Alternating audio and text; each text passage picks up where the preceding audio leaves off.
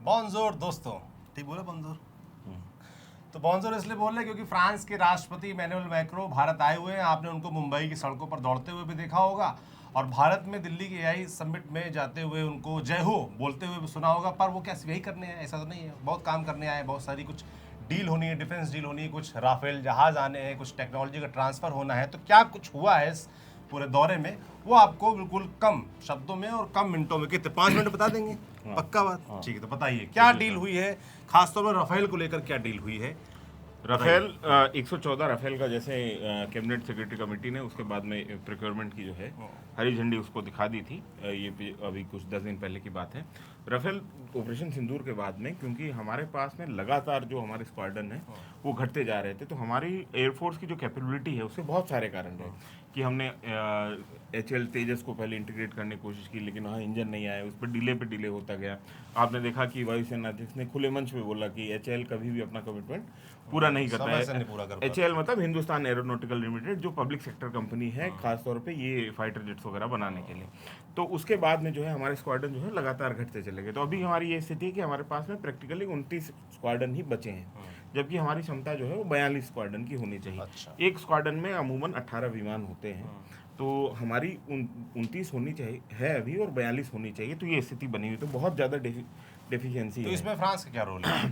France से हमने ये कहा है कि राफेल हमको जो जिसको 4.5 जनरेशन 4.5 जनरेशन का कहा जाता है विमान, पूरा 5th जनरेशन नहीं है, उसको हमने प्रोक्योर किया है 114 विमान। और अब ये संख्या जो है ये उम्मीद ऐसी जताई जा रही है कि 145 तक जा सकती है। और 145 जहाज मिलेंगे हमको? 145 जहाज फ्रांस से? नहीं, सारे हमको मिलेंगे नहीं, हम कुछ बनाएंगे भी। अच्छा। उसमें ये है कि 96 जहाज जो है वो मेक इन इंडिया होंगे, मतलब असेंबली यहाँ पे होगी। कुछ यहाँ पे जैसे टाटा एडवांस सिस्टम लिमिटेड जो है वो फ्यूजेस बना रही है। डसॉल जो वहाँ की कंपनी है फ्रांस की, जो ये बनाती है राफेल, उसके साथ में मिलके, तो उसके साथ में 96 विमान हम अभी बनाएंगे और 18 जेट्स, जो मतलब एक स्क्वाड्रन जो हमको रेडी टू फ्लाई सिचुएशन में हमको मिलेगा। कब मिलेगा? ये जानना चाहिए। 2028 तक। 28 तक मिलेगा। तो ये बातचीत हुई। पहला पॉइंट जो इस दौरे का वो ये है कि राफेल जो टेक्नोलॉजी ट्रांसफर होनी, जहाज को लेकर, फाइटर्स को लेकर, जेट को लेकर। हाँ, टेक्नोलॉजी ट्रांसफर में भी बहुत इसमें एक तो पहली बात ये है कि ये जो नए राफेल मिल रहे हैं ये F4 स्टैंडर्ड मिल रहे हैं। F4 स्टैंडर्ड मतलब कि जैसा iPhone 17 है, लेटेस्ट वर्जन जो है हमको मिल रहा है। और इसमें जो है F5 तक का जो है इंटीग्रेशन हो सकता है। मतलब भविष्य में इसकी हमने बात की है कि अगर अगला कोई जनरेशन iPhone 18 की बात कर रहे हैं, 18 भी अगर आएगा तो वो हम लोग जो है उसको उस तरीके से डिज़ाइन कर लेंगे। तो एक तो ये बात हुई। नेवल वेरिएंट अलग से शामिल किए गए हैं, जो वॉरशिप पे, जैसे विक्रांत हमारा जो एयरक्राफ्ट कैरियर है उसके लिए जो हमको राफेल चाहिए थे, उनको अलग से डिज़ाइन किया जाएगा, क्योंकि समुद्री इलाका जो होता है वो अलग तरीके से काम करता है। तो मरीन जो जेट्स होते हैं तो नेवी वाले जहाज में उतर जाएगा वो। हाँ, वो इसीलिए अलग से बन रहा है। तो एक तो ये फाइटर जेट्स की बात नहीं, इसमें सोर्स कोड पे एक और बहस थी। अच्छा, कि बार बार ये कहा जा रहा था कि भारत को जो है इतनी बड़ी डील करने के बावजूद जो है टेक्नोलॉजी ट्रांसफर नहीं हो रहा, सोर्स कोड नहीं मिल रहा है और हम नहीं बना पा रहे हैं। हम जॉइंट वेंचर लगा रहे हैं, फिर भी जो है सारा का सारा मैन्युफैक्चरिंग पे कंट्रोल जो है वो 10 का होगा। हमारी जो भारतीय कंपनियां जो उसके साथ बना रही हैं उनका नहीं होगा। दरअसल होता क्या है कि सौरभ, जो भी कोई भी ऐसी टेक्नोलॉजी होती है जो कि टॉप नॉच टेक्नोलॉजी होती है, जो गोल्ड स्टैंडर्ड टेक्नोलॉजी होती है, वो कोई भी कंपनी, कोई भी देश शेयर नहीं करता है। तो सोर्स कोड में 2 तरीके के सोर्स कोड हैं। एक ऑपरेटिंग सोर्स कोड है, जो ऑपरेटिंग सिस्टम का सोर्स कोड है, जो समझ लीजिए उसके मदरबोर्ड का, उसका जो इंटरनल सिस्टम है उसका सोर्स कोड है, वो कंपनी नहीं शेयर कर रही है। लेकिन वेपन इंटीग्रेशन जो सोर्स कोड है वो भी बहुत बड़ी बात है, वो 10 जो है वो भारत के साथ में शेयर कर रही है, ताकि जो हमारे यहाँ के जो वेपन है, जैसे ब्रह्मोस हैं या दूसरे वेपन्स हैं, वो उसके साथ में इंटीग्रेट कर पाएँ उस विमान के साथ में। तो ये बड़ी उपलब्धि है। इसके अलावा इन तो मिला के जहाज आएंगे, टेक्नोलॉजी ट्रांसफर नहीं होगा। ये अगर आसान भाषा में एक लाइन बताए लोगों को। नहीं, टेक्नोलॉजी ट्रांसफर पूरी तरीके से नहीं होगा। 50 से 60% कंपोनेंट हमारे यहाँ पे बनेंगे। इसके अलावा एक बड़ी बात यह है कि लॉयल विंगमैन के साथ हमें ये विमान आ रहे हैं। लॉयल विंगमैन ड्रोन जो है वो अभी नए वॉरफेयर का ड्रोन है। ये क्या चीज़ है? ये ऐसा है कि जैसे हवाई जहाज उड़ रहा है, अब दुश्मन ने आपके ऊपर जो है बियॉन्ड द विजुअल रेंज जो है कोई मिसाइल दाग दी आपको लॉक करके, तो आपका लॉयल विंगमैन ड्रोन जो है वो एक बिल्कुल वैसा ही मिलता जुलता जो है क्या कहते हैं, जैसा आपका जेट है उसके मिलता जुलता छोटे आकार का ड्रोन होगा। अच्छा। और वो फ्लाई करेगा ताकि उस मिसाइल को कंफ्यूज किया जा सके टारगेट के तौर पे।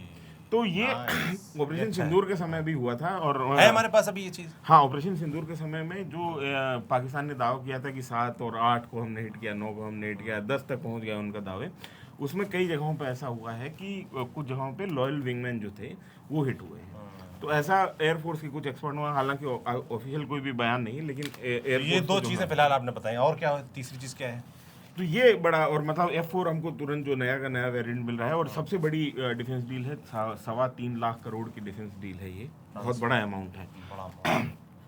ठीक है, तो ये एक और है। दूसरी बात ये हुई कि ये सिर्फ सबका जो है फोकस जो है वो राफेल पर ही है, लेकिन राफेल के अलावा जो दूसरा बड़ा मामला ये हो कि हम लोग जॉइंटली कई सारी चीज़ें जो हैं वो फ्रांस के साथ में बनाने जा रहे हैं, जिसमें एक हमर मिसाइल है। जो हमर तो गाड़ी सुनी हमने, बड़ी बड़ी आती है। हमर एक मिसाइल होती है, air to ground missile, air to surface missile जिसको बोलते हैं, वो है साफरान के साथ में मिलके भारत इलेक्ट्रिकल लिमिटेड जो है BEL वो डेवलप कर रहे हैं, और ये एयर टू सरफेस मिसाइल है, इसको बना रहा है भारत। इसके साथ मिलके फ्रांस की कंपनी है साफरान, उसके साथ में मिलके। इसके अलावा H-125 हेलीकॉप्टर्स जो हैं वो उसकी असेंबली लाइन जो है वो भारत में तैयार होगी, कर्नाटका में उसकी असेंबली लाइन तैयार की है टाटा ने, टाटा एडवांस सिस्टम लिमिटेड ने, और कर्नाटका में वेमागल करके एक जगह है, वहाँ पे असेंबली लाइन का उद्घाटन हो चुका है। असेंबली लाइन माने क्या होगा? असेंबली लाइन मतलब कि सारे कंपोनेंट जैसे आएंगे तो उसको जोड़ना।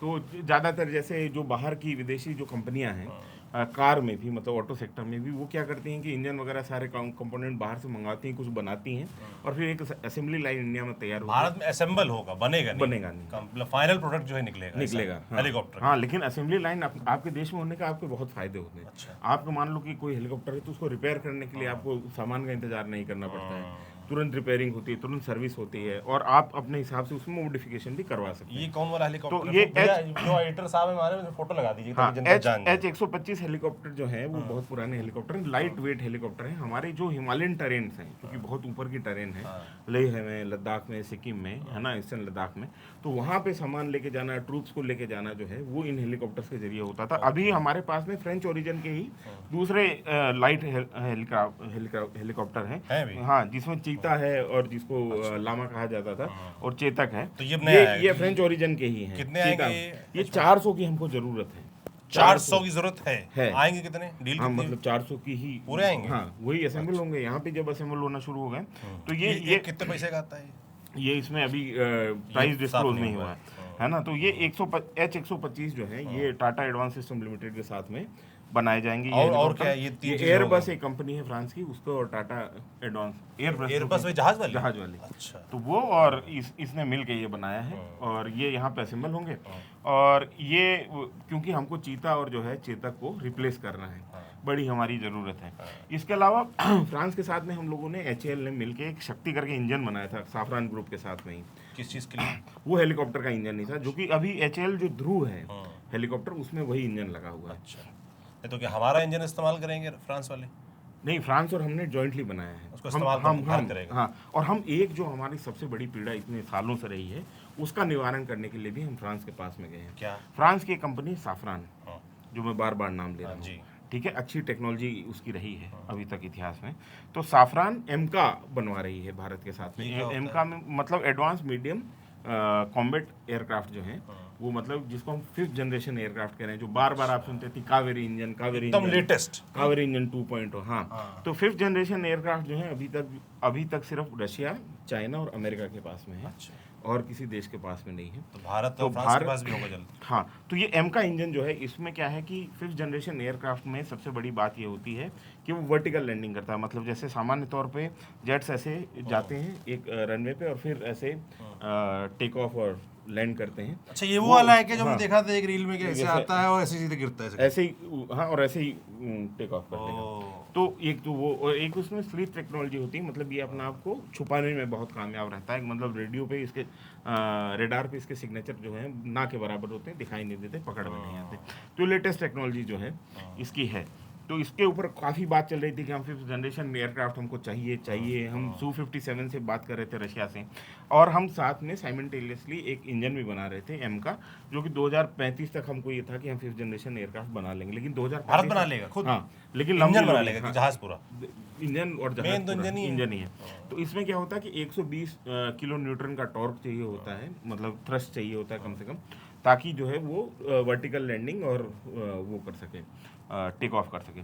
तो ऐसी स्थिति में साफरान के साथ में मिलकर भारत जो है वो एक नया इंजन बना रहा है। अभी तक हम लोग कोशिश कर रहे थे, बीच में बार बार ये था कि एम का बनेगा नहीं बनेगा, कैसे होगा। हालांकि अभी 1 साल पहले जो है एम का एक वो मॉडल जो जिस तरीके का, मतलब क्या बोलते हैं उसको, मतलब एक डिज़ाइन टाइप का जो ब्लूप्रिंट किस्म का मॉडल जो है एक दिखाया गया था, लेकिन एमकाप जो है वो साफरान के साथ बाकायदा हम 61,000 करोड़ रुपए की डील हुई है। देख रहा था डायरी में 61,000 करोड़ क्या लिखा हुआ है, और इसमें 100% टेक्नोलॉजी ट्रांसफर। 61,000 करोड़ भारत देगा? ये 61,000 भारत का इन्वेस्ट करेगा, 61,000 करोड़, और साफरान अपने तरफ से इन्वेस्ट करेगा, और ये 100% टेक्नोलॉजी ट्रांसफर होगी। अच्छा, ये तो अच्छा हासिल हाँ, तो ये एम का जो है फिर ये हमारा अपना इंजन बन जाएगा, और इसके बाद में हम अपने हिसाब से उसको कर सकते हैं। क्योंकि जो भी देश आज जिनकी भी एयरफोर्स जो है वो मजबूत स्थिति में, वो इसीलिए क्योंकि उन्होंने अपने जेट इंजन बना लिए हैं। हमने भी कोशिश की थी HAL मारुत के समय में, फिर कावेरी हमने एक एक्सपेरिमेंट किया था, तो ये स्थिति थी, तो लेकिन हमारे एक्सपेरिमेंट जो है वो कामयाब नहीं हुए। तो इसके बाद मिला के अभी तो जो आपने जितना चीजें बताई 4-5 इंपॉर्टेंट, यही फ्रांस के साथ इमैनुअल मैक्रों जो है उनके साथ डील हुई है।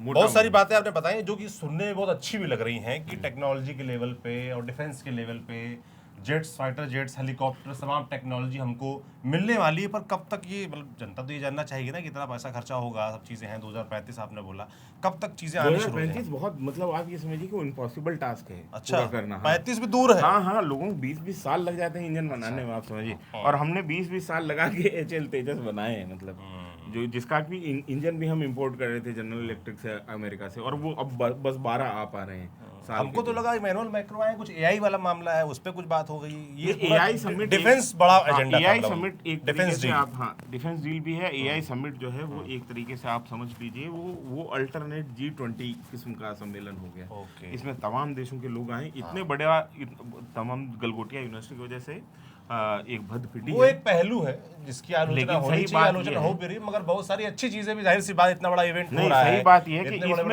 इसमें आपको इस बात को क्रेडिट देना, हालांकि मैनेजमेंट भी रहा है गवर्नमेंट की तरफ से, इसको भी स्वीकार कर लेना चाहिए गवर्नमेंट को, लेकिन और हमारी आलोचना भी यही है। लेकिन इसके बावजूद आप ये समझिए कि टेक्नोलॉजी के ऊपर इतना बड़ा कोई समिट जो है इतिहास में नहीं हुआ, जहाँ पे 2.5 लाख के तकरीबन पार्टिसिपेंट्स, बहुत बड़ा और समिट है। और दूसरी चीज़ ये है कि इसमें साइमल्टेनियसली बहुत सारी चीज़ें चल रही हैं। जैसे रशिया की तरफ से जो है प्रेसिडेंट ऑफिस से एक रिप्रेजेंटेटिव आए हैं यहाँ पे, इमैनुअल मैक्रों आए हैं, और तमाम तरीके से, और ये ब्राजील के पिचाई को देखा, सैम ऑल्टमैन देखा, तमाम बड़े नाम हैं। जैसे इंडस्ट्री से जुड़े लोग तो आए ही हैं, जैसे ब्राजील के राष्ट्रपति आए हैं, लूला डी सिल्वा, है ना। तो ये तमाम तरीके के लोग यहाँ पे आए, और इसमें बायलेटरल, मतलब जो बैकडोर जो डिप्लोमेसी, आप कह रहे हैं कि इसके तमाम जो एस्पेक्ट है, सामने है, वो डिप्लोमेटिक, हाँ, डिप्लोमेटिक है, और उसका जो असर है, कह सकते हैं, जो रिटर्न है, वो समय के साथ और सामने हाँ, आएगा। तीसरी बात मैं फ्रांस के बारे में एक बहुत खास आपको बताना चाहता हूँ कि फ्रांस हमारा, जैसे रशिया हमारा एक रिलायबल पार्टनर रहा है, रशिया को तो हम ऑल वेदर फ्रेंड्स बोलते हैं, वैसे ही फ्रांस एक ऑल वेदर फ्रेंड रहा है। अच्छा, ये इसी को सुनते हुए मेरे मन में एक सवाल आया कि जैसे हम फ्रांस से बहुत सारी डील कर रहे हैं, डिफेंस लेवल पे जहाज लेंगे, जेट्स लेंगे, टेक्नोलॉजी लेंगे, हेलीकॉप्टर लेंगे, रूस नाराज नहीं होगा? उससे तो लेते हैं। हाँ, नहीं, रूस से तो हमने बहुत लिया भी है ना, और रूस से हम एक S-500 की भी डील करने वाले हैं बहुत जल्दी, S-400 हमने 2 और लिए हैं। तो हम, और तीसरी चीज ये होती है कि रूस नाराज होने से हमारी विदेश नीति तय नहीं होती। वही पूछ रहा हूँ। हाँ। मतलब बैलेंस होता है, और वो इतनी प्रोफेशनल बातें होती हैं वहाँ पे, कोई मतलब नथिंग इज पर्सनल वहाँ पे, नेशनल। लेकिन मैं तो एकदम आप लोगों वाला रोल प्ले कर रहा हूँ, नादान बच्चे का, क्यूरियस बालक का। हाँ, लेकिन जो लग रहा है पूछना चाहिए पूछ ले रहा हूँ। इतनी गंभीरता होती है। हाँ। मतलब अभी भी इतनी गंभीरता है कि दोनों देशों में, जब भारत पाकिस्तान के बीच में ऐसी तनाव की स्थिति है, तब भी जो दोनों के दूतावास जो है, राजदूत एक दूसरे से मिलते होंगे। यहाँ पे विदेश मंत्रालय में जो पाकिस्तान के राजदूत हैं उनको बुलाया जाता होगा, बातचीत होगी, ट्रैक टू डिप्लोमेसी जिसको कहते हैं, जो कि बैक चैनल से चलती है। इस विषय में बात करेंगे, वीडियो लंबा हो रहा है, आपने शुरुआत में प्रॉमिस किया था 5 मिनट बता दें। हाँ, लेकिन एक बात जिसके बिना ये वीडियो कंक्लूड नहीं होगा, वो ये एक बात ये है कि फ्रांस जो है, जो मैं बोल रहा था कि ऑल वेदर जो फ्रेंड हमारा रहा है, और फ्रांस से हमने बहुत सारे विमान खरीदे हैं। हमारे एयरफोर्स जो है वो फ्रेंच जो क्या कहते हैं हार्डवेयर है उसके साथ में बहुत ज़्यादा सहज है तमाम बनस्पत के दूसरे किसी देश के। रशियन और फ्रेंच हार्डवेयर हमारे लिए आसान रहे ऑपरेट करने में, हमारा अनुभव भी है। जैसे जगुआर है, मिराज 2000 है, अभी HAL और साफरान एक हेवी लिफ्ट वो जो हेलीकॉप्टर है वो भी बना रहे हैं। तो बहुत सारे जॉइंट चीज़ें चल रही हैं फ्रांस के साथ में। और फ्रांस में सबसे बड़ी बात यह कि फ्रांस में जो ओपोजिशन है उसका भी रुख भारत को लेके बहुत अच्छा है। तो फ्रांस को ये जो कंटिन्यूटी जो नीति की है ये सबसे बड़ी एंजाइटी होती है किसी भी देश के लिए, जैसे वो जो दूसरे देश से डील कर रहा होता है। तो वो स्थिति नहीं है। हम 70 से ही, जब आपको याद होगा कि जब बांग्लादेश वॉर के समय इंदिरा गांधी गई थी तो यूरोप में सबसे ज़्यादा समय वो जो है उन्होंने फ्रांस में दिया था, और वहाँ से रुक उन्होंने यूरोप में बांग्लादेश में जो शरणार्थी संकट था उसके प्रति वो बनाई थी सहानुभूति भारत के प्रति, जो कि अभी तक चली आ रही है। बाकी इमैनुअल मैक्रों का दौरा था, उस दौरे में क्या खास चीज़ें हुई, क्या 4-5 बड़ी चीज़ें हुई, इस वीडियो में हमने आपको बताई। शुरुआत जैसे आपने बताया था कि बॉन्जोर बोल दो, बोल दिया। आप जाते वक्त क्या बोलते टाटा को? टाटा को यार मुझे याद नहीं। चलिए टाटा। टाटा।